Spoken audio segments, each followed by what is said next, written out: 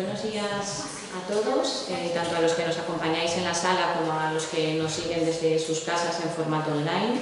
Vamos a dar comienzo a este segundo día del curso de verano Territorios Literarios en Antonio Pereira y en la creación hispánica contemporánea, espacios con proyección crítica y enfoques en comunidades sostenibles. En esta primera sesión de la mañana contamos con la presencia de la investigadora Rosa María Díez Cobo, a la que me hace especial ilusión presentar, porque bueno, ella fue profesora del máster en literatura española y comparada de esta universidad, que desgraciadamente ya no existe, y bueno, en sus clases pues pude acercarme también a la forma que tiene entusiasta, yo diría, de explicar la literatura, y posteriormente pues tuvimos la suerte de coincidir en distintos grupos de investigación, en trabajos, incluso en talleres literarios, ¿no? que ella impartió en alguno de los centros donde estuve. Voy a hacer una breve presentación de Rosa María antes de cederle la palabra. Actualmente ejerce como profesora permanente laboral en el área de inglés del Departamento de Filología de la Universidad de Burgos. Sin embargo, su trayectoria académica yo creo que se encuentra muy vinculada a esta universidad, a la Universidad de León. En esta sede se doctoró con mención europea en Filología Inglesa y también trabajó como colaboradora honorífica durante mucho tiempo en el Departamento de Filología Hispánica y Clásica, participando, además activamente, en diversos eventos organizados por él mismo, como jornadas, congresos, seminarios internacionales y cursos de extensión universitaria. Al margen de estos datos, ha sido investigadora visitante en varias instituciones académicas internacionales y profesora adjunta de la Universidad Internacional Isabel I de Castilla entre 2014 y 2019. También ha participado en un total de 8 proyectos de investigación con financiación mediante proceso competitivo. Su principal área de estudio se enmarca en la narrativa contemporánea hispánica y norteamericana, abordadas desde una perspectiva individual y comparada. Se ha especializado en el análisis de diversas estrategias ficcionales como la parodia, la sátira, la metaficción, pero también en distintas estéticas de lo no mimético como lo fantástico, la ciencia ficción, también ciertas incursiones en el realismo mágico. Precisamente en el marco de esta literatura de lo insólito debe citarse su participación en el grupo de estudios literarios y comparados, Insólito Género y Humanidades Digitales de esta universidad, y también su colaboración como revisora en la colección de narrativa y estudios Las puertas de lo posible de la editorial de Olas. Es autora de un buen número de capítulos de libro, monográficos y artículos críticos, pero quiero destacar especialmente sus libros, en concreto 3 libros. El primero sería Nueva sátira en la ficción posmodernista de las Américas, publicado en el año 2006. También podríamos citar La irrealidad imaginada, aproximaciones a lo insólito en la ficción hispanoamericana de 2015, que coeditó junto con Inés Ordiz. Y por último, un libro que ya se citó ayer en la conferencia de Cecilia Udave, que es Arquitecturas inquietantes, antología de relatos de casas encantadas, del año 2022. Antología que realmente recomiendo y que bueno, yo he trabajado también con público adolescente y sé que funciona muy bien, ¿no?, esta temática. Lo cierto es que en los últimos años el espacio ha constituido el eje de gran parte de sus investigaciones. Ha prestado especial atención a la tradición de la casa embrujada en la literatura en español, pero también a otros aspectos como los paisajes posapocalípticos, los parajes de desolación, los umbrales o espacios liminares y los entornos naturales siniestros, por citar algunas de las tipologías más significativas. Hoy nos ofrecerá una charla titulada Del noroeste mágico de Antonio Pereira a las nuevas ruralidades en la narrativa española. Así que, sin más dilación, pues le cedo la palabra para que comience a hablarnos de un tema que yo creo que va a despertar pues, mucho interés, ¿no?, entre los oyentes. Gracias. Muchas gracias. ¿Me sitúo esto? ¿Sí? ¿Se me oye? ¿Se me oye bien? Bueno, muy buenos días. Estoy encantada de tener este público aquí tan numeroso. También tenemos gente online, que también aprovecho para saludarlos. Bueno, pues muchas gracias por la presentación, Ana. Me hace muchísima ilusión que me hayas presentado tú. Y sobre todo también quiero agradecer la confianza de Natalia en encomendarme hoy aquí una charla cuando yo no soy una persona muy conocedora de la obra de Pereira. Entonces, bueno, pues esa confianza también la agradezco mucho, pero Yo sí que quiero aportar mi grano de arena en un campo de investigación en el que me llevo moviendo en estos últimos años, 3, 4 últimos años, que es el tema de las ruralidades o nuevas ruralidades o literaturas de la ruralidad, que es algo que voy a ir desgranando en esta presentación, que os lo voy a ir aclarando, porque está un poco embrollado y ese es uno de los objetivos de la exposición, movernos en este campo tan, digamos, un poco complicado por el momento. Voy a hacer una aclaración sobre el título. Visto así, parece que se presupone que nos íbamos a mover de Antonio Pereira, de la obra de Antonio Pereira, al estadio actual, a las nuevas ruralidades. Pero estos últimos días, planeando la presentación, decidí darle la vuelta, seguir el orden inverso.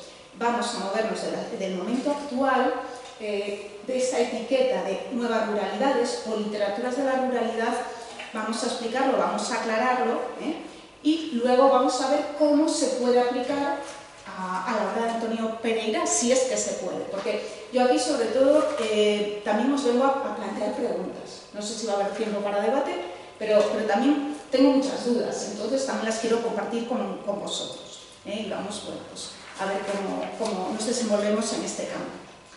Vamos a tener una mascota, una guía, que ya sé que ayer Susana también lo mencionó como un estupendo indicador, uno de los mejores voladores de nuestros cielos, que es el vencejo, y que me encanta que ayer Susana pues ya lo introdujese desde un punto de vista más ambiental.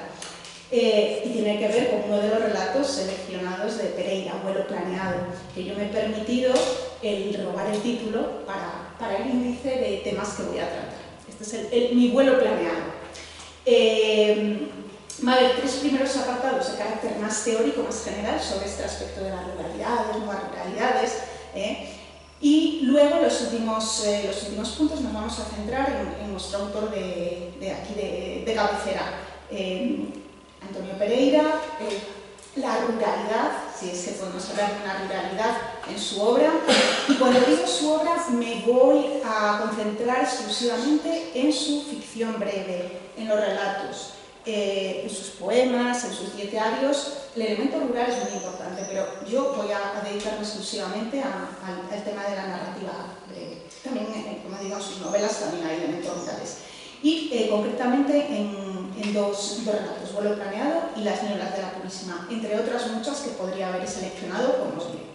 Bueno, pues empezamos. Voy a ir rápidamente, sobre todo por los 3 primeros puntos, porque no le quiero robar tiempo a Pereira. Seguramente, no lo sé, y si no, pues os lo explico yo aquí ahora un poquito, estaréis al tanto del auge que han tenido las ficciones y ensayos de temática rural, ruralista, en los últimos 10 años largos, ya vamos para 10 años largos, y tanto a nivel ficcional literario como fílmico. Yo había preparado un listado de títulos de ficciones narrativas, pero digo, vaya aburrimiento, les voy a soltar aquí. Entonces lo que he hecho es seleccionar algunas de las obras que a mí me parecen más representativas, que son hitos dentro de esta etiqueta de lo rural o neorural, que vamos a ir desbrozando el terreno y a este auge, a esta ola que ha surgido a raíz sobre todo de la publicación de Intemperie, de esta novela de Jesús Carrasco, que seguramente os sonará, se abrió la espita para esta tendencia a la que se ha tildado de neorural, que es algo que vamos a discutir, que voy a discutir posteriormente. Ejemplos hay multitud. Yo he seleccionado Las inviernas de Cristina Sánchez Andrade, una incursión en el agro gallego, sobre todo desde la perspectiva del realismo mágico, pero mucho más que eso, no el realismo mágico como tal, es mucho más. Las efímeras sobre bestias y aves de Pilar Adón, que tuvimos el gusto de tenerla ayer por la tarde, desde un punto de vista más alegórico, fabulesco, en su relación con la naturaleza. También he destacado, no sé si se ve bien, la antología editada por Ana Martínez Castillo y David Roas en la editorial Eolas, en las puertas de lo posible, a por horror. También Pilar Adón tiene un texto en esta obra donde se introduce, son narrativas, son cuentos, son narrativas cortas, donde se introduce el elemento del fantástico y el horror, específicamente relacionado con lo rural. En cuanto al cine, voy a hacer así como un planeo, como un vuelo planeado por algunas de estas ficciones más representativas o que en algún caso simplemente que a mí me gustan más. En el caso de la ficción fílmica, seguramente conoceréis O que arde, de Oliver Laxe, de 2019, que es una obra muy poética, muy telúrica. Luego, si nos da tiempo, os mostraré un pequeño fragmento. Asbestas, de Rodrigo Sorogoyen, que fue un gran bombazo y bastante polémico. Si me da tiempo, también os hablaré un poco de la polémica que hubo con este film. La tercera obra, Bodegón con fantasmas, de Emilio Hueso, que es un albaceteño que recoge el espíritu de Amanece que no es poco, de José Luis Cuerda, otro albaceteño de Pro. Es una obra de carácter completamente diferente a O que arde, Asbestas. Es muy cómica, muy surrealista, muy recomendable. Se puede ver en Filming, si tenéis interés. Las otras dos se pueden ver en RTVE, la página de RTVE, totalmente gratis, muy recomendables. Y por supuesto, cómo no mencionar, aunque nos tengamos que retrotraer al pasado, El filandón de Chema Sarmiento de 1985, que es una aportación al cine de carácter rural en nuestro territorio leonés. Y además, no lo olvidemos, Pereira aparece dentro de este calecho que estructura esta ficción, ¿no? Pereira, José María Merino, Pedro Trapiello, Julio Llamazares, Luis Mateo Díez, todos aparecen y está en Filming también, si tenéis interés en verla. Y cómo no mencionar también obras de carácter ensayístico, veis incluso que he introducido más, porque todo este despegue de la moda rural o del interés por lo rural tiene mucho que ver con la aportación de ensayistas, de pensadores sobre este tema. El que abrió también el camino fue Sergio de Molina en 2016 con la España vacía, que luego veis que el término se recogió socialmente, se transformó en esta idea de la España vaciada. Pero tenemos muchos textos más muy relevantes aquí en el ámbito leonés, Palabras mayores de Emilio Gancedo, muy recomendable. Todos están, casi todos, estos cuatro, en Pepitas de Calabaza, que es una editorial que se ha ocupado mucho de este tema del ensayo rural. Los últimos de Paco Cerdán, es una visita al punto cero de la despoblación en España, en este punto geográfico que son en Castilla-La Mancha, Castilla-León y Aragón, que es uno de los puntos más despoblados de nuestra geografía. Yo recomiendo mucho, soy muy fan de Marc Baral, que lo vi presentando además Vidas a la intemperie aquí mismo, lo presentó en Sierra Cambley, viene a menudo, es invitado en Cerezales del Condado, en la Fundación, y son ensayos muy lúcidos, un poco complicados de leer en el sentido de que él es también bastante poeta y tiene una prosa bastante densa, pero son ensayos con mucha profundidad y una visión muy lúcida sobre la situación social e histórica del campo español. También María Sánchez, que es una asidua de aquí de la Fundación de Cerezales del Condado, una visión, una perspectiva de género, las mujeres en el agro, ella misma es veterinaria rural y tiene mucho que decir al respecto. Y también aquí una mención del pasado, de una aportación de un leonés, de otro villafranquino como Pereira, Ramón Carnicer, donde las urbes se llaman Cabrero. Este paseo antropológico que Ramón hizo por la comarca de la Cabrera, aquí parándola pues, con las urbes en el momento pues, de que esta comarca estaba especialmente atrasada y digamos con muchos problemas a nivel pues, social, económico y demás. Bueno, de todos los ensayos, como os decía, la España vacía aporta muchos términos, muchas nociones que luego hemos reutilizado también los críticos para arrancar con este tema. Y él definió este gran trauma con este pequeño párrafo, dice, consiste en que el país se urbanizó en un instante. Estamos hablando de España todo el tiempo. En menos de 20 años las ciudades duplicaron y triplicaron su tamaño, mientras vastísimas extensiones del interior, que nunca estuvieron muy pobladas, se terminaron de vaciar y entraron en lo que los geógrafos llaman el ciclo del declive rural. Entre 1950 y 70 se produjo el éxodo.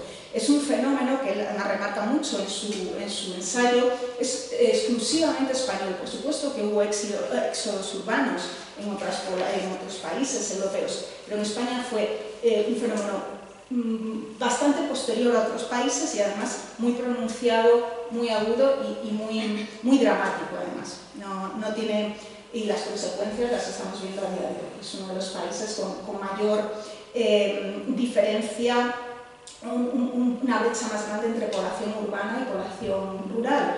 Ahora mismo estamos en España, aunque no sé si sois conscientes de ello, en un 80% de población en núcleos urbanos. Por mucho que aquí en el noroeste veamos muchos pueblitos diseminados y nos dé la falsa sensación de que hay mucha población rural, es una proporción mínima comparada con las personas que estamos empadronadas en ciudades. Y esto nos dice mucho de la desestructuración del territorio a todos los niveles, culturales, sociales, económicos. Es muy importante tenerlo en cuenta. Todos estos ejemplos que os he dado y muchísimos más que os podría dar han demostrado de alguna forma esta preocupación por esta situación. Nacen de esta mirada preocupada por esta situación de lo rural al que sistemáticamente se ha vuelto la espalda, ¿no? Se suele citar como última referencia de literatura rural, por ejemplo, la Tibia Amarilla de Julio Llamazares. Estamos hablando ya de los años 80, entonces ha habido como un gran vacío en cuanto a la atención a lo rural, desde la ficción, desde el ensayo y desde muchos otros campos.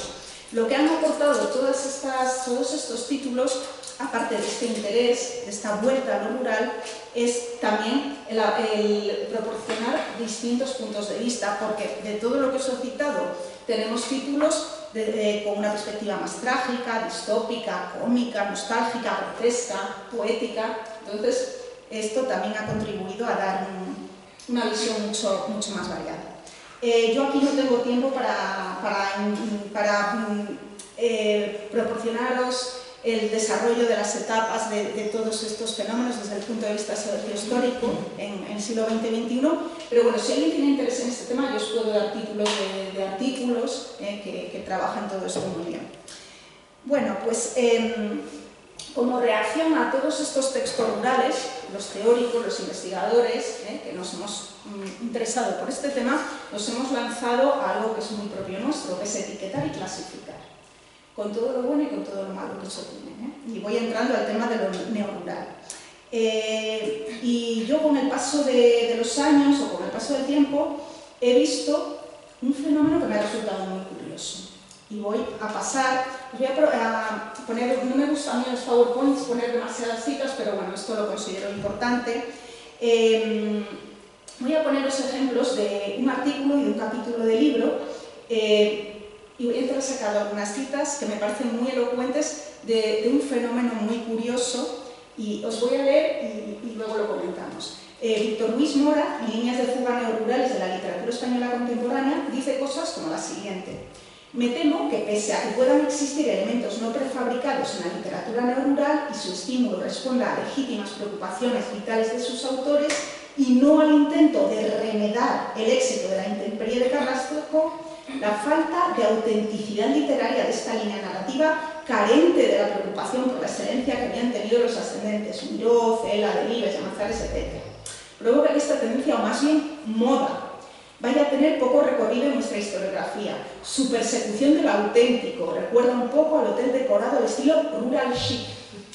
Fijaos, yo creo que os fijéis en cómo se utilizan los términos. Más de este artículo de Víctor Luis Mora. Uno de los peligros del neoruralismo, sobre todo cuando el autor no está relacionado con el campo, ni tiene experiencia larga de residencia fuera de las ciudades, es la idealización arcádica del entorno. En las obras de autores poco duchos en la materia, el campo deja de ser importante, la aldeanidad deja de ser un tema para convertirse en mero decorado. Para los escritores urbanos neorurales, lo rural es ese cadáver simbólico del que nacen sus trinos, ni nuevos ni muy entonados. O sea, vamos, va a tope. Y esto, la última frase cierra el artículo, nada menos. Otro ejemplo, un par de ejemplos de Claudio Moyano Arellano, Entre el artificio y el compromiso, la novela neorural española actual. Entreleo, reflexionar sobre si esta vuelta a la temática rural implica un verdadero compromiso por parte de los autores o es un mero aderezo estético, por meras razones comerciales o por modas. Es decir, si en esta vuelta a lo rural en la literatura hay más aderezo añadido, impostura que compromiso. Y fijaos, en esta además no solo he puesto en negrita, sino que es subrayado también. El hecho de que la trama, la ambientación, los temas sean rurales tiene que suponer un hecho diferencial, significativo. En último término, la novela no puede ser la misma que se desarrolle en un ambiente rural o en un ambiente urbano. Se trata de impugnar ese urbano ruralizado. Esto es un ejemplo de muchos artículos, de varios artículos sobre este tema y de conferencias que he escuchado. Y a mí me llama mucho la atención, ¿no?, esta cosa de querer decirle a los escritores de lo rural cómo tienen que escribir y si tienen que vivir o no en el campo. Eso me ha dejado un poco sorprendida, ¿no?, de que haya como este encono contra este tipo de literatura o algunos de estos títulos. Entonces yo he llegado a un pentálogo del buen escritor rural. A raíz de todo esto me vais a permitir que me voy a mojar bastante. Y bueno, tiene carácter burlesco, ya lo vais a ver que yo he recogido todo esto y me llegan a una serie de conclusiones. Un buen escritor rural no debe nacer en una ciudad, o por lo menos no debería estar empadronado, y no ser habitante de esta, ¿no? El pedigrí campesino debe quedar fuera de toda duda, porque tan solo los originales del campo pueden saber realmente lo que ocurre allende las fronteras urbanas. Tienes que ser un buen aldeano, dedicado a los menesteres propios del agro. Si en las ficciones se cuelan neorurales que buscan ambientes arcádicos o idílicos, algo estás haciendo mal. Eso queda totalmente fuera de esta idea de la buena ruralidad. No emplearás el nombre del campo en vano. Las tramas solo son correctas y aceptables si el escenario campestre está justificado. Pecado si empleas el marco aldeano como aderezo o como telón de fondo, porque además esto lo dejan bien claro estos autores. Hay de ti si tu ficción no guarda algún grado de compromiso ético con lo rural. Prohibidos escapismos, aderezos florales y visiones arcádicas. Bajo ningún concepto demonizarás al campesinado y su entorno. Nada de meter campesinos brutos y urbanitas demasiado civilizados. Nada de civilización versus barbarie. Esto también queda totalmente prohibido. Llamarás a Miguel Delibes por encima de todas las cosas y que conste que yo a Miguel Delibes lo amo mucho. Pero en este caso concreto, si no de alguna forma veis que en la cita de Víctor Luis Mora, además lo nombra, ¿no?, tienes que igualarte, o por lo menos tienes que aproximarte a lo que hizo el vallisoletano. Si no lo haces, muchos críticos despedazarán tu texto y contrastarán tu obra pues, con otras emblemáticas como El camino, Las ratas, para dejarte seguramente en muy mal lugar por tu falta de destreza a la hora de encontrar el léxico exacto de lo rural y de lo agrario. Bueno, como digo, esto lo he hecho a modo burlesco. Tras leer todos estos artículos y escuchar también muchas conferencias, porque se me han generado muchas dudas. ¿Por qué pasa esto? ¿Por qué se dice cómo tiene que escribir X escritor sobre lo rural? ¿Por qué este empeño? ¿Por qué este encono? Casi este enfado, yo diría, porque no sé, yo creo que se puede notar como cierto enfado por parte de algunos críticos de decir, no, esto no puede ser así.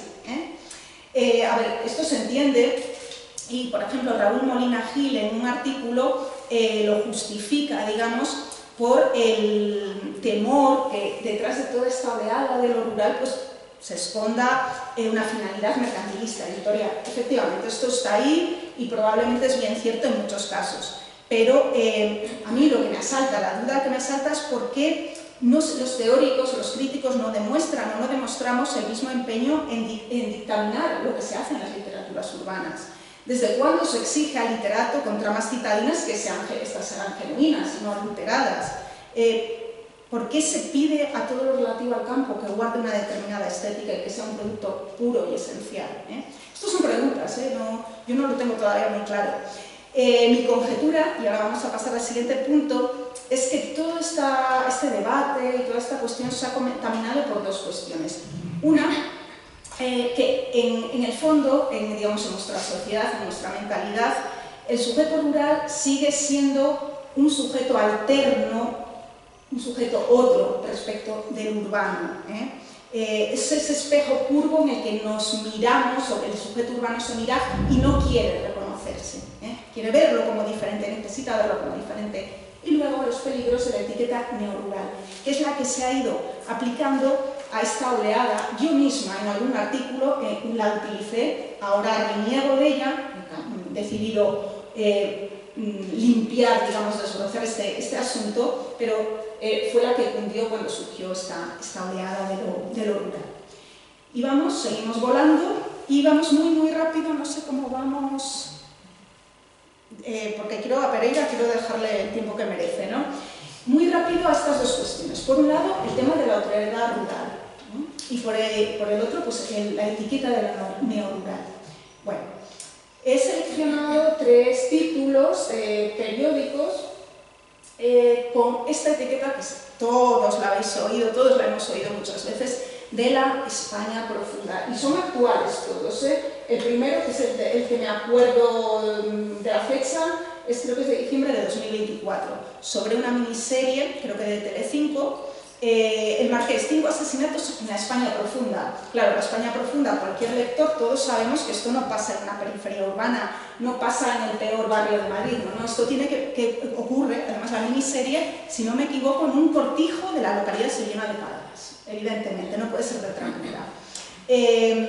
Además, el periodista, este artículo lo he leído, esta reseña, incluso se las ingenia para volver a mencionar el clásico de Puerto Urraco, ¿no? Ahí tenemos a Puerto Urraco, Matanza a Puerto Urraco, lo rural, ¿no? Parece que nos hemos quedado anclados en este suceso luctuoso, como si en los ámbitos urbanos no hubiera todos los días asesinatos muy terribles. Y fijaros, esta referencia a una exposición de Cristina García Rodero, que es una fotógrafa, dice: la retratista de la España profunda, esta abarca de la imagen folclórica.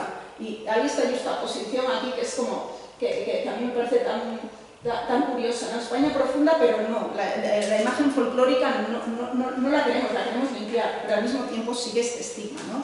De la España negra, de la España profunda, de la España de garrote y boina, ¿no? Podríamos decir.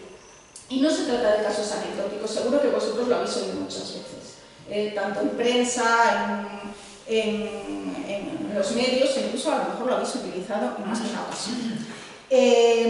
De alguna forma, lo que vemos aquí, todos estos títulos y esta tendencia que tenemos a tachar a lo rural de otro, ¿no? de incivilizado, pues tiene que ver con la cuestión de la marginalidad territorial.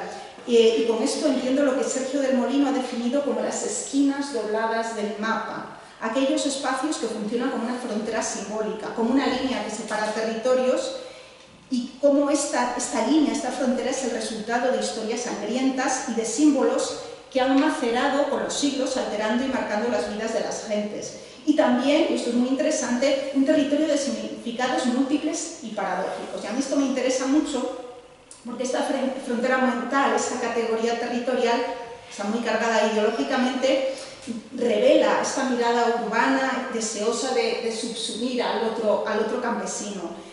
Marc Bada lo sintetiza muy bien cuando dice: todos percibimos claramente que lo rural y lo urbano constituyen dos realidades distintas. Seguimos expuestos a esta concepción frentista a la hora de analizar las relaciones entre ambos mundos, que es esto, ni más ni menos. Yo creo que la operación, bueno, simplificándolo un poco, pero la operación discursiva que hay aquí nos remite o nos recuerda al orientalismo de Edward Said, que lógicamente lo aplicó en otro territorio geográfico, pero lo que subyace viene siendo algo muy parecido, esta discrepancia con el otro subalterno. En el caso del Oriente de Edward Said, la cultura europea ganó su pujanza e identidad en contraposición al Oriente, entendiendo este como un ente sustituto inferior. Así como Occidente ha definido Oriente a través de una lente exótica, estigmatizadora, atribuyéndole bien rasgos de barbarie, de incivilización, de sensualidad decadente, la urbe también, en el caso español, ha producido una imagen del campo español pues, como un territorio atrasado, supersticioso, refractario al cambio, poblado por personalidades grotescas, o también, al contrario, poblado por gentes más auténticas, más nobles, repositorios del saber tradicional. Es muy extremo, esta exotización del otro, se puede ir de un extremo al otro, del denigrante al exaltador. Es decir, la España profunda, pues extrapolando casi la España rural, se convierte así en una especie de una suerte de oriente interior, ¿no? Una alteridad que se construye desde una posición netamente urbana. Las repercusiones epistemológicas de todo esto son patentes y también se pueden hacer equiparables a lo que dijo Edward Said referente al orientalismo. Dice, depende en su estrategia el orientalismo de una flexibilidad posicional que sitúa al occidental con una serie de posibles relaciones con el oriente sin nunca perder el control sobre él. Y con esto también me quiero referir a todas las citas que os he estado leyendo, ¿no? A esta cuestión de tiene que, el escritor tiene que. ¿Quiénes somos para decirle al escritor? Aquí tenemos algunos escritores, lo que tiene que escribir, cómo debe de ser esa aproximación a lo rural. Es interesante ver cómo se ha construido todo esto. Vamos a pasar, no me quiero alargar demasiado, a la cuestión del desbroce terminológico del concepto de neorural, que como os digo, es el que se ha empezado a aplicar a toda esta beta literaria. Si consultáis revistas o capítulos de libro o conferencias que se han dedicado a esto, neorural es el primer término que se empezó a utilizar y que se ha seguido utilizando en muchos trabajos. El problema que tiene esta etiqueta es que ya viene muy connotada, viene muy cargada. Es un término, una etiqueta que surgió en el campo de la sociología y de la geografía humana en los años 60 y 70. O sea que ya viene con todo su lastre significativo. Y se ha abusado de la etiqueta. Y además tiene carencias epistemológicas y nominativas porque la definición básica que os la he puesto aquí de Joan Nouvel, que fue un estudioso, fijaros, en el 88 publicó este artículo, la definición más básica que nos podemos encontrar de neoruralismo es fenómeno de instalación en el campo de un colectivo mayoritariamente joven y procedente de zonas urbanas, generalmente con expectativas utópicas, ¿no? De llegar al campo y fundar una comunidad alejada de los males de la ciudad. De ahí podemos ver que un sector de la crítica ahora se impone con muchas narrativas actuales bajo esta idea, bajo acusaciones de que tienen escasa calidad, falta de compromiso ético, de que adoptan lo rural como aderezo, ¿no? Con una visión demasiado idílica, demasiado arcádica, e incluso que estas críticas se extiendan a los propios autores y se les llega a reconvenir por sus orígenes urbanitas, que incluso pues, el hecho de que no tengas una experiencia en el campo sea un demérito a la hora de escribir sobre el campo, cosa que yo creo que no le ocurre a los escritores que trabajan en urbano. ¿Cómo se puede solventar esto de alguna manera si consideramos que lo neorural limita, ¿no? la comprensión del fenómeno? Que yo creo que sí, lo limita y lo contamina. Yo os propongo dos citas que me parece que salvan esta dificultad. Una de ellas, el de nuevas ruralidades, no se ha formulado desde el campo de lo artístico, sino desde el campo de la sociología. Ya también tiene sus años, desde 2008, estos dos autores, Nageli Ruiz Rivera y Javier Delgado Campos, que definen, tratan de ser más abarcadores, superar esta idea de que lo neorural es solo la vuelta al campo por parte de determinados colectivos con determinadas expectativas. Y me parece muy interesante cuando dicen que genéricamente las nuevas ruralidades son las maneras de organización y el cambio en las funciones de los espacios tradicionalmente no urbanos. Y esto incluiría cuestiones pues, como la deslocalización de actividades económicas, nuevos usos, como puede ser la segunda residencia. También, no todo tiene que ser un rural de arado y cosecha. Hay nuevos usos y nuevas realidades. Surgimiento de nuevas redes sociales, diversificación de usos, residenciales, esparcimiento.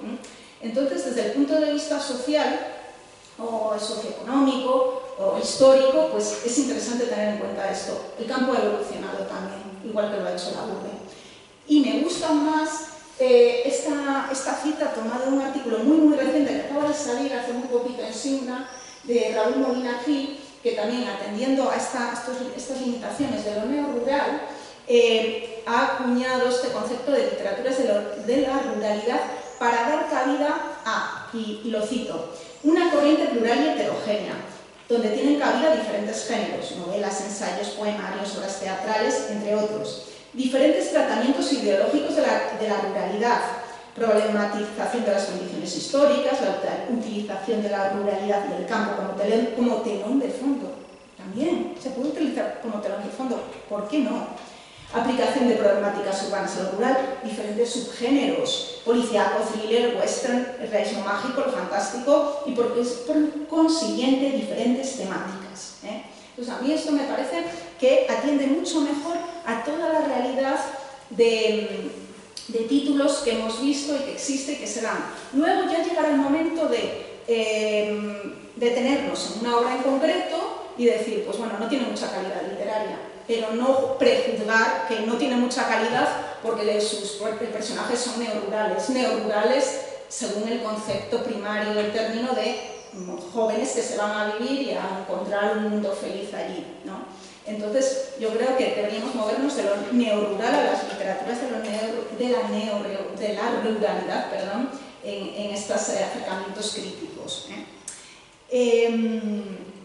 Y esto es la cuestión que os quería presentar así de introducción teórica, aunque yo sigo creyendo que este choque entre urbano y rural va a seguir.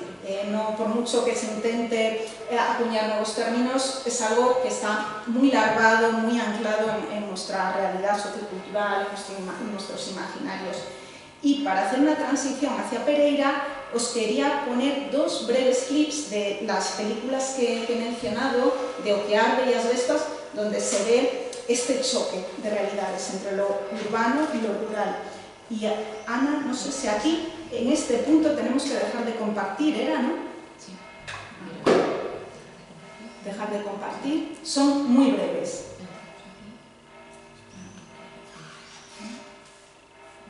Y ahora le damos aquí. Compartir pantalla, ¿vale? Vale, vamos a empezar con Lo que arde. Son fragmentos muy breves.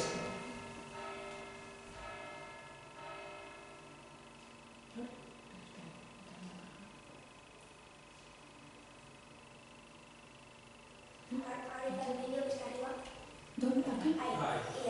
Vale. Venga, perdonad.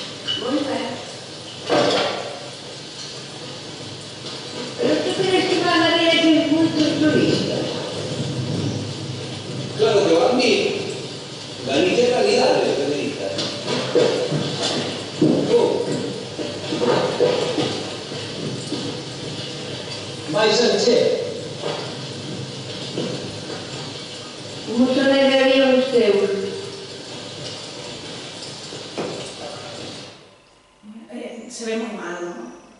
Y va con un poquito de retardo. Entonces, no sé si poneros la de Asbestas porque... Sí, no, pero se ve. Si queréis apagar la luz, es que no sé, esta también es oscura.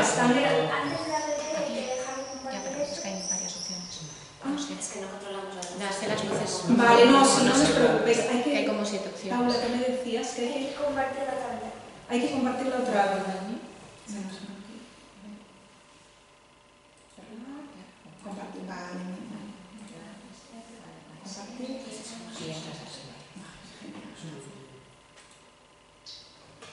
Ya hasta dormidas de acá las casas todas.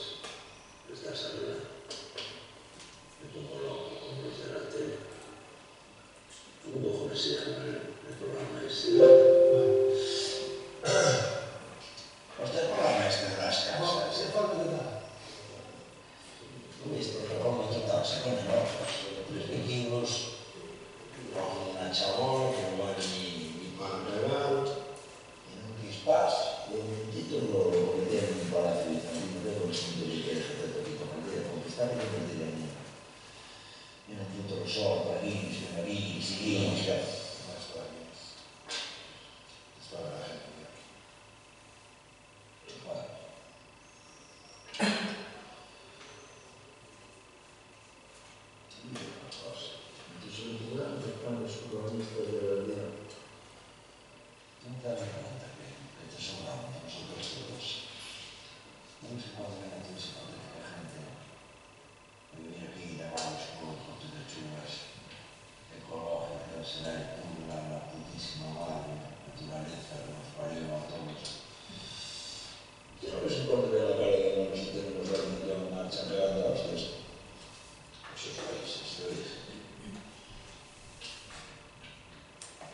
Siento el sonido, yo no sé si es por ser así de esta manera, no se ha oído muy bien, bueno, lo tenéis ahí. Lo que veis en ambos casos, a ver, ¿y ahora? Google un segundo. Aquí. Ventana. Aquí, ¿no?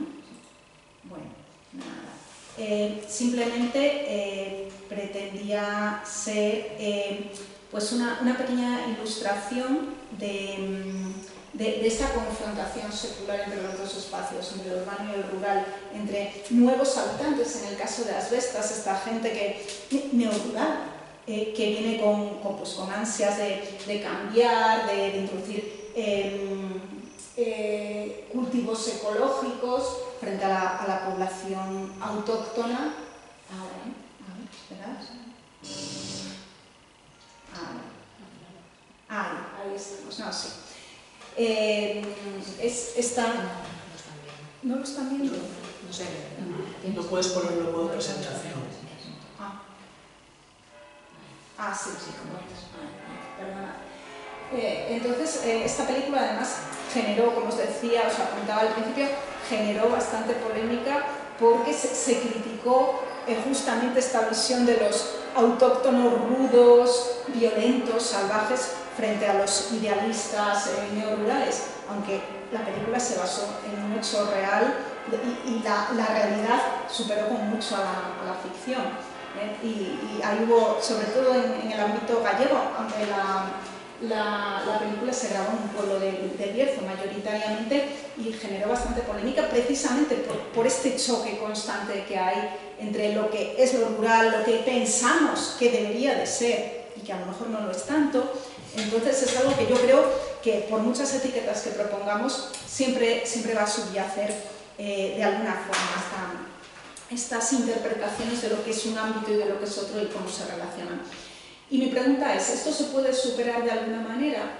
Yo creo que es difícil, pero tenemos un ejemplo en Antonio Pereira, ya nos movemos aquí a nuestro escritor. Pero primero cabe preguntarse, ¿es Antonio Pereira un escritor de lo rural? Ayer ya se hablaron muchas cosas al respecto y mi respuesta, que si es un escritor de lo rural, es que sí y que no. Las dos cosas al mismo tiempo y vamos a ver por qué.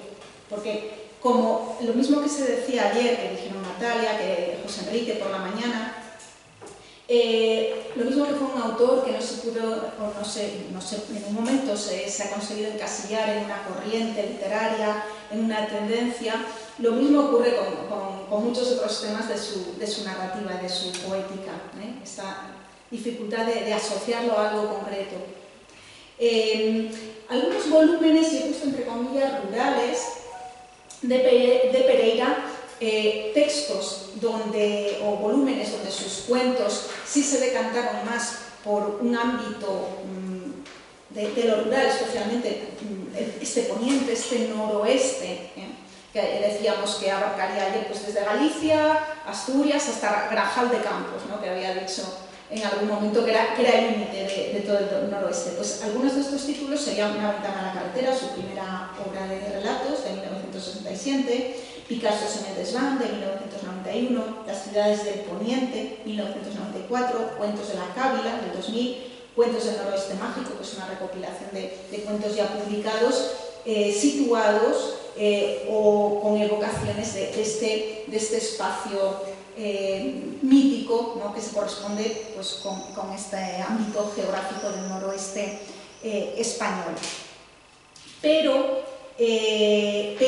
sí que quiero señalar que a lo largo de toda su obra, fuera de estos títulos, siempre nos podemos encontrar con cuentos que tienen de alguna forma evocaciones de este noroeste. De hecho, los dos relatos que he seleccionado, ninguno de ellos pertenece a ninguno de estos volúmenes. En el caso de Las nieblas de la Purísima apareció en Me gusta contar, 1999, y Vuelo planeado en Oficio de volar, en 2006. O sea, para que veáis que el tema siempre lo recorre, en algunos pues se centran más los relatos en el noroeste, en este espacio más rural, pero siempre permanece ahí ese latido de lo rural. He recopilado algunas de las características de los rasgos pereirianos que lo vincularían o que facilitarían este enhebrado con lo rural. La cuestión fundamental, que se señaló ya ayer en reiteradas ocasiones, del nacimiento y el sentimiento que lo une al noroeste, en concreto a Villafranca del Bierzo, de la que era el nativo. Creó así un espacio mítico, al igual que otros autores, como El reino secreto de José María Merino, La celama de Luis Mateo Díez, ¿no? Y un territorio mayormente no urbano, aunque también cabría discutir si Villafranca del Bierzo es rural, porque estamos con una villa que tiene características también urbanas. De nuevo estamos ahí en la indefinición. Recordemos que a él, y ayer se señaló en varias ocasiones, se le llegó a tildar de costumbrista, aunque él lo llevaba muy a gala, ¿no? Nos recordaba José Enrique que en un momento dado él replicó costumbrista y qué, y cosa que me parece además muy bien esa reivindicación del lugar, ¿por qué no?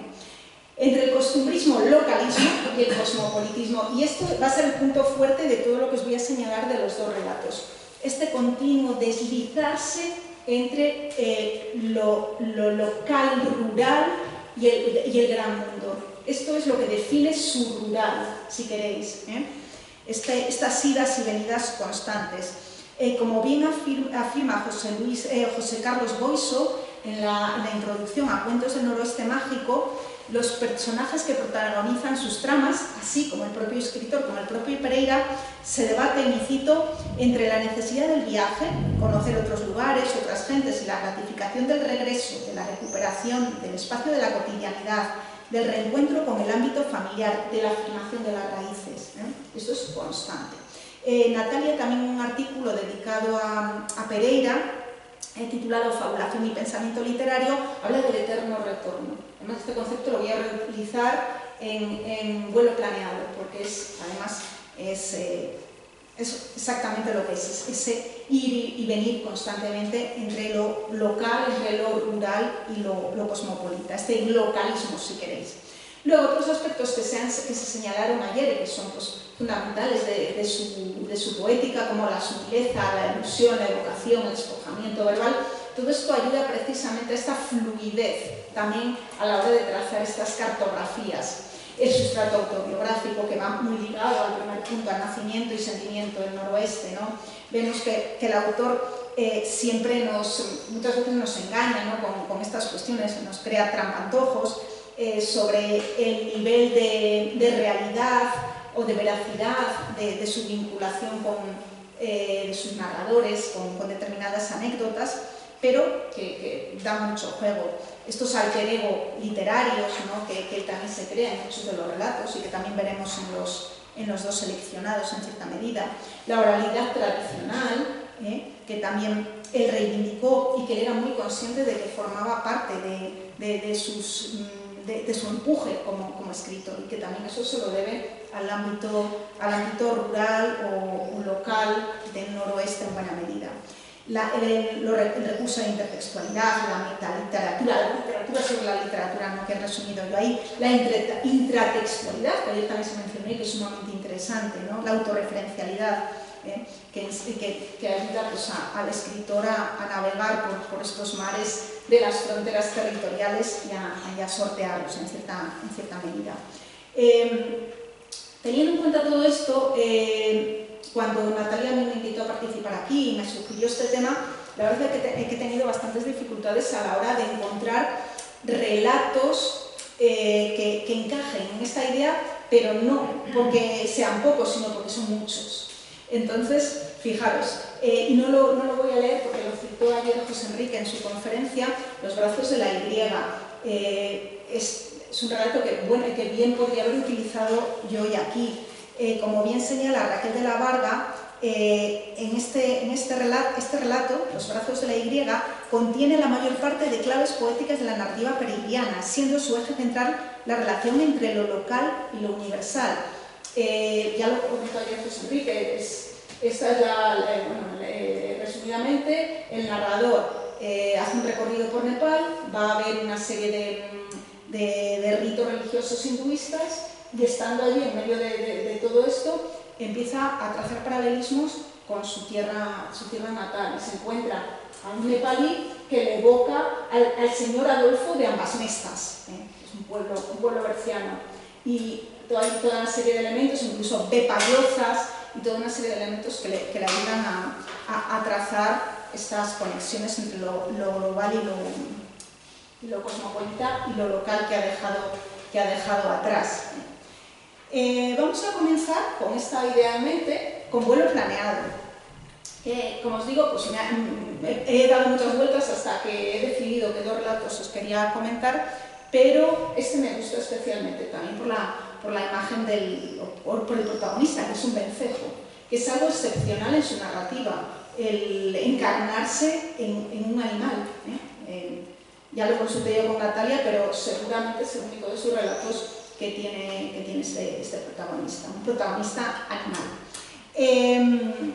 No sé si lo habéis leído, el relato. Se reitera esta idea del baile entre el localismo rural y el cosmopolitismo. El relato se emplaza, sin nombrarla, en Villafranca del Bierzo, como tantas veces en sus relatos. Hay dos citas muy elocuentes, donde hay elementos que como lectores cómplices podemos llegar a saber que se trata de su ciudad o de su pueblo natal. La primera de ellas dice: lo que esta mañana toca dejar es una comarca plantada muy arriba en los mapas. La ciudad tiene casas y palacios bien provistos de aleros que cubren nuestros descansos. Tened en cuenta que el narrador es un vencejo. Una fortaleza ruinosa con torreón y recovecos para la cabina de juego. Pero por si no ha quedado claro, luego sigue: en esta calle sombría, que ahora es mi cepo, queda poca vida, tabernas oscuras, el asilo. Cuentan que fue hollada por miles de peregrinos. O sea, ya sabemos que caminan hacia Poniente en busca de la sepultura de un santo. Ya sabemos que estamos en el camino de santidad. La calle es rica en leyendas, pero aborrezco sus muros de lisura, donde vanamente busco un saliente a donde llevar a un último intento. Ya vemos que esta evocación de Villafranca del Bierzo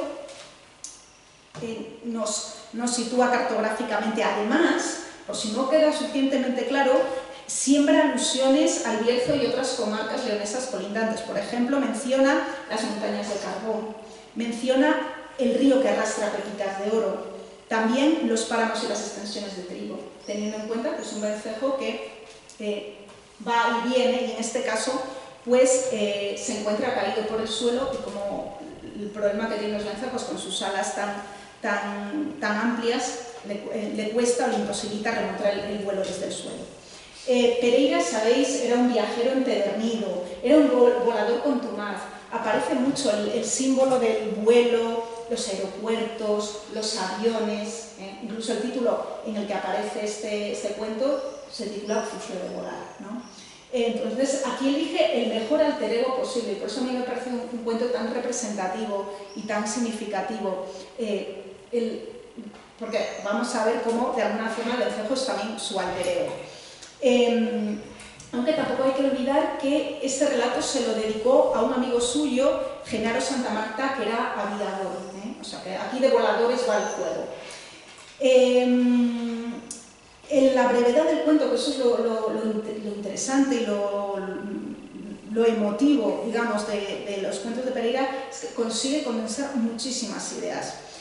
Por un lado tenemos este vencejo que quiere alzar el vuelo y no puede, este anhelo de volar, de volver al medio aéreo, de disfrutar de la belleza del paisaje, de la perspectiva aérea, de la libertad de cruzar fronteras, de ver pasar tierras y gente y de juntarse con sus congéneres que llevan camino al sur y que él les ha perdido la pista, ¿no? Desde el suelo que es su cepo. Y dice: lo más hermoso de lo que ellos, los humanos, llaman vida para nosotros es la ruta grande, la que cada primavera nos trae a la busca del norte y al final del verano nos lleva a los alimentos del sur.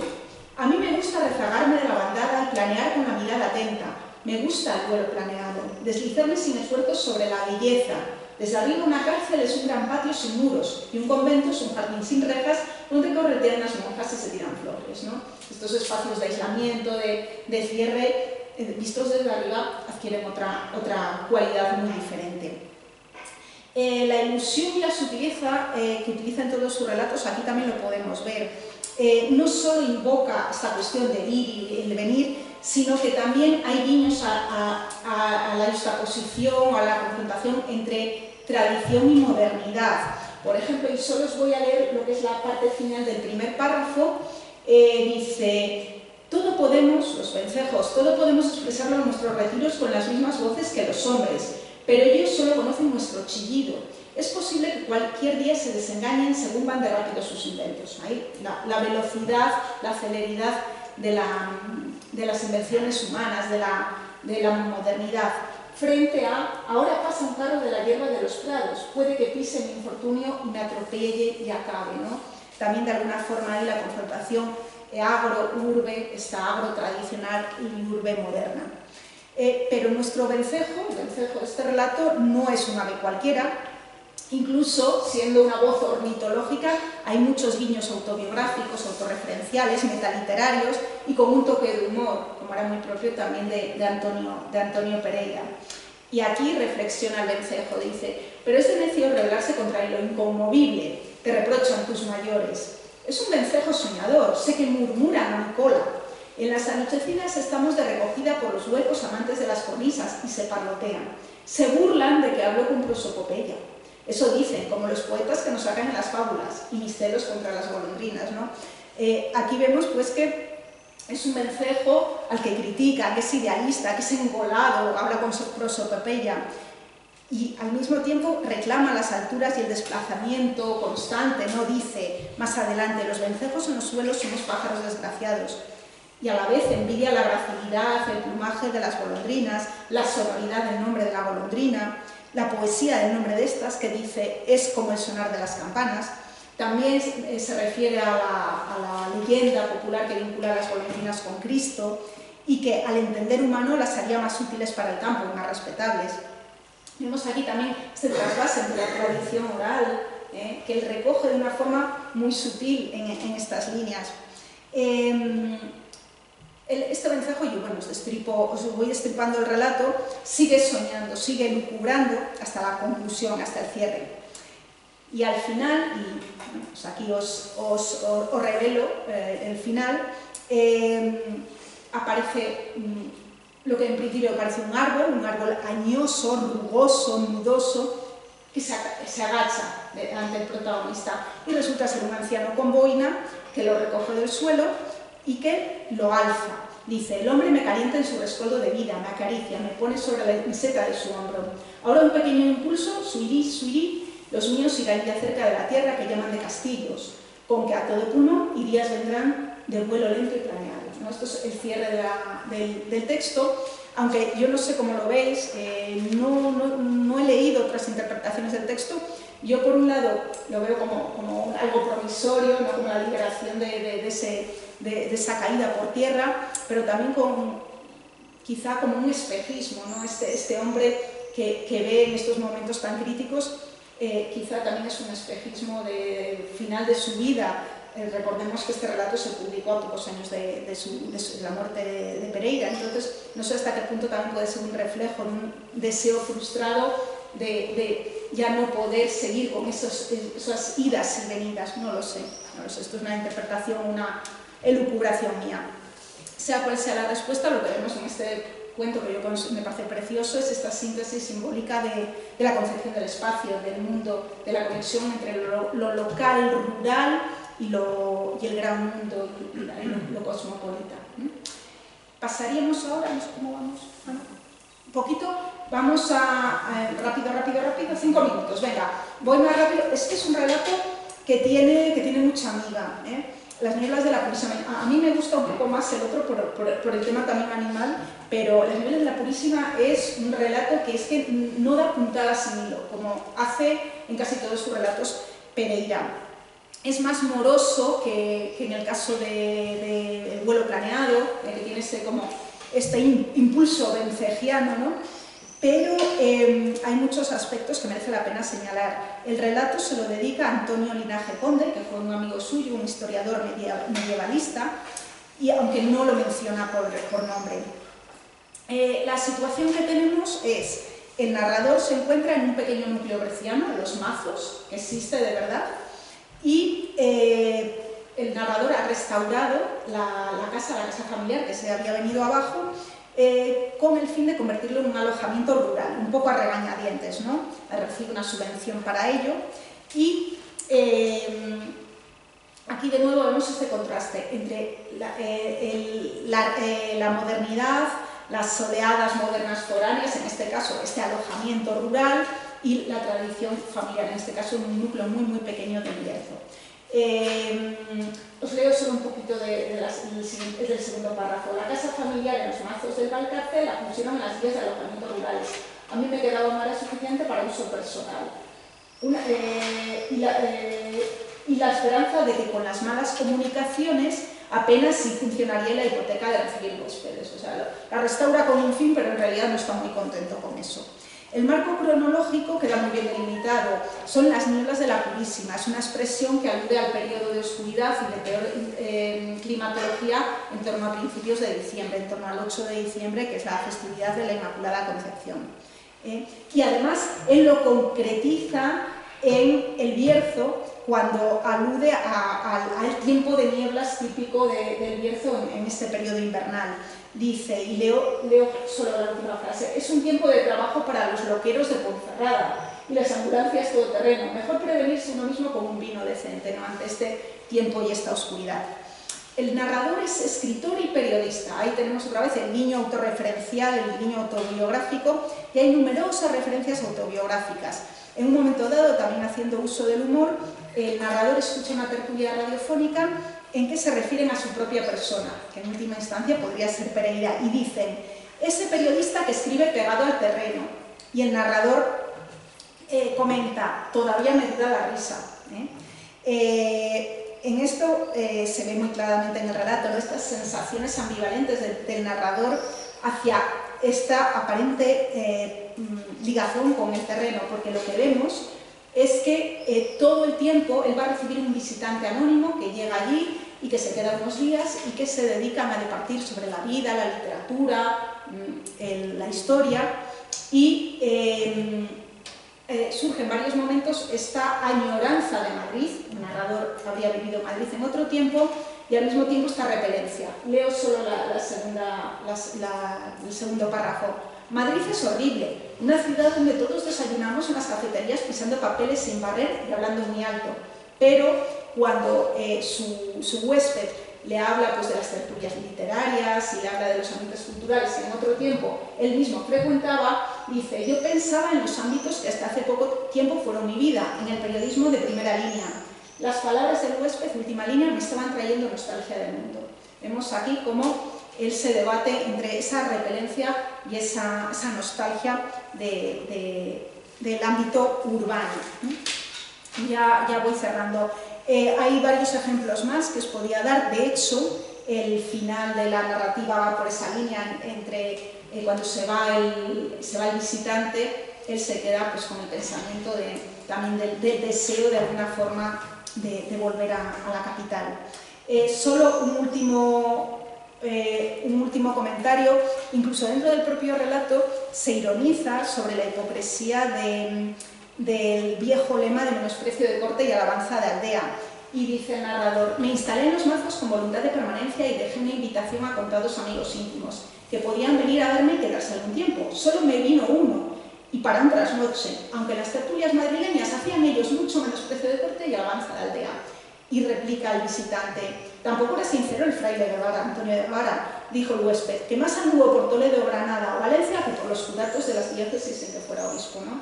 Aquí vemos como y es lo que quería señalar justo en el final de este comentario, cómo es capaz de urdir con filamentos muy diversos un texto muy erudito y a la vez muy asequible, ¿no? En el que vemos que se desgranan un montón de guiños a esta idea de lo local y lo global. Incluso se hace una mención a la vida de Prisciliano, que cuando se va le deja un volumen de la vida de Prisciliano que le deja el visitante, que fue un asceta que se asocia a la zona del noroeste. También se menciona a la monja Egeria, a San Valerio.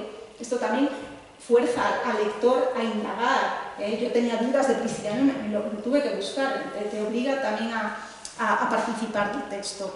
Entonces, bueno, pues hay también un guiño a Gil Carrasco, el escritor también villafranquino, con una visita que hacen a un monte de la zona y como ven un paisaje brumoso y melancólico, que también hay esta trabazón con la tradición del propio lugar. Y bueno, pues vamos a cerrar ya, que yo quiero que os quedéis con la idea esta de que lo neorural, las nuevas ruralidades, es un debate muy prolífico a día de hoy, con muchas vertientes y que yo creo que todavía nos va a dejar grandes momentos y que se puede pues, abordar desde distintas perspectivas. Y en cuanto a Pereira, yo creo que resuelve este choque entre lo rural y lo global, lo resolvió sin proponérselo, de una forma natural, porque era su vida. Él no necesitaba plantearse si esto es más rural, si esto es más global, si debo adaptarme a esto. Él escribió como lo vivió y como lo sintió. Yo creo que nos puede servir como ejemplo de cómo esta confrontación entre rural y global se puede saldar pues de una forma tan sencilla como uniéndolo en un deslizar, en un continuo ir y venir, pues como un espejo, ¿no? Bueno, pues yo creo que ya, ¿no? Ya vamos a...